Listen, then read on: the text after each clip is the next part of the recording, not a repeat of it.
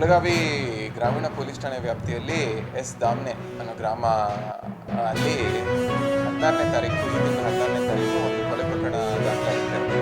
ಈ ಕೊಲೆ ಪ್ರಕರಣದಲ್ಲಿ ಏನಾಗುತ್ತೆ ಅಂತ ಹೇಳಿದರೆ ಭಾಳ ಮೈನ್ಯೂಟ್ ರೀಸನ್ಸ್ಗಾಗಿ ಅಣ್ಣ ಮತ್ತು ತಮ್ಮನ ನಡುವೆ ಜಗಳ ಉಂಟಾಗುತ್ತೆ.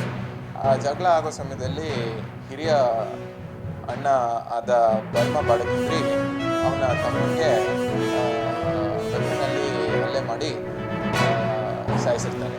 ಈ ಸಮಯದಲ್ಲಿ ಆರೋಪಿಗೆ ನಾವು ದಸ್ತಗಿರಿ ಮಾಡಿ ಜುಡಿಷಿಯಲ್ ಕಸ್ಟಡಿಗೆ ಕಳಿಸ್ಕೊಡ್ತೀವಿ.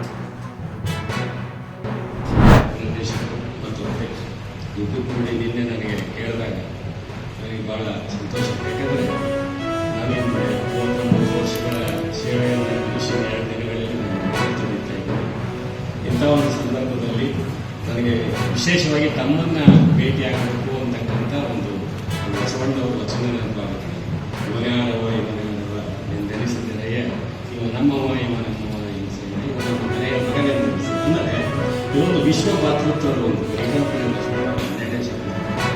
ಅದು ನನಗೆ ಯಾವತ್ತೂ ಬೆಳಗಮ್ಮ ವಿಶೇಷವಾಗಿ ನನಗೆ ಭಾಳ ನೆನಪಿತ್ತು. ಯಾಕಂದರೆ ಅತಿಥಿ ಪಶುವೈದ್ಯಕೀಯ ಮಹಾವಿದ್ಯಾಲಯವನ್ನು ನಾನು ತರಬೇಕಾದ್ರೆ ಬಹುಶಃ ಅದು ಜಂಬಿಯವರಿಗೆ ಒಳ್ಳೆಯವರಿಗೆ ಕೆಲವರಿಗೆ ವಿಶೇಷವಾಗಿ ಕೆಲವರಿಗೆ ಮಾತ್ರ ಗೊತ್ತು. ಎಷ್ಟೊಂದು ನಾನು ಕರ್ನಾಟಕ ಸರ್ಕಾರದಲ್ಲಿ ಎಷ್ಟೊಂದು ಕಷ್ಟಪಟ್ಟು ಇದ್ದೀನಿ. ಯಾಕಂದರೆ ಒಂದೇ ಟೈಮ್ನಲ್ಲಿ ಸ್ಟಾರ್ಟ್ ಆಗಿರ್ತಕ್ಕಂಥ ಸ್ಯಾಂಕ್ಷನ್ ಆಗಿರ್ತಕ್ಕಂಥ ಶಿವಮೊಗ್ಗ, ಹಾಸನ ಮತ್ತು ಗದಗ ಇದಕ್ಕಿಂತ 7-8 ವರ್ಷಗಳ ಮುಂಚೆ ಪ್ರಾರಂಭವಾದವು.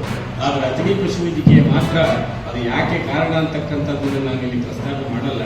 ಆದರೆ ಅದು ಭಾಳ ಆ್ಯಕ್ಚುಲಿ ಇವತ್ತಿನ ದಿವಸ ನೀವು ಬಿಲ್ಡಿಂಗ್ ನೋಡಿರ್ಬೋದು. ಎಲ್ಲ ಪಶುವೈದ್ಯಕೀಯ ಮಹಾವಿದ್ಯಾಲಯದ 50% ಖರ್ಚಿನಲ್ಲಿ ಅತ್ಯಂತ ವಿಧಾನಸೌಧದಂಥ ಒಂದು ಬಿಲ್ಡಿಂಗನ್ನು ನಾವು ತರುವಲ್ಲಿ ಸನ್ಮಾನ್ಯ ಸೌದಿಯವರನ್ನು ನಾನು ನೆನೆಸ್ಕೊತೀನಿ.